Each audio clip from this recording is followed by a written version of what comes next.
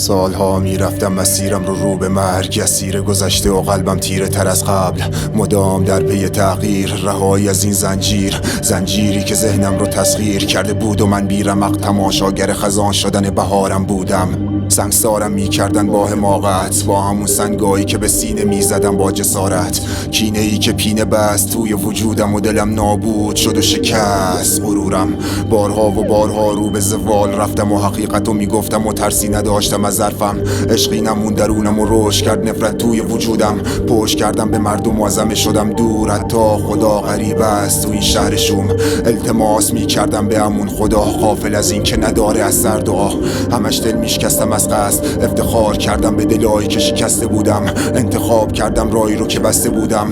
رو به تباهی، رو به نابودی، چه دردی میکشیدم از درون، پر حرف بودم و سکوت کرده بود زبونم. تموم خاطراتو توی خاطرم خاک کردم و آرزوامو کشتم و جسدشو چال کردم.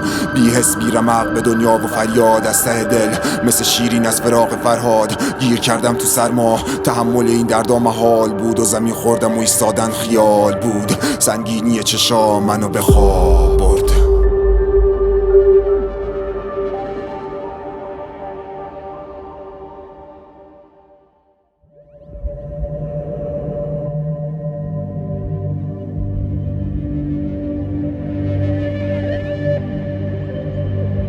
نور امید صبح از پنجره پشت پلکایم افتاد و آروم آروم به قلبم جان داد. نور زایده شد از دل ظلمات و تاریکی محض، آغاز صبح خبر میداد از پایان درد.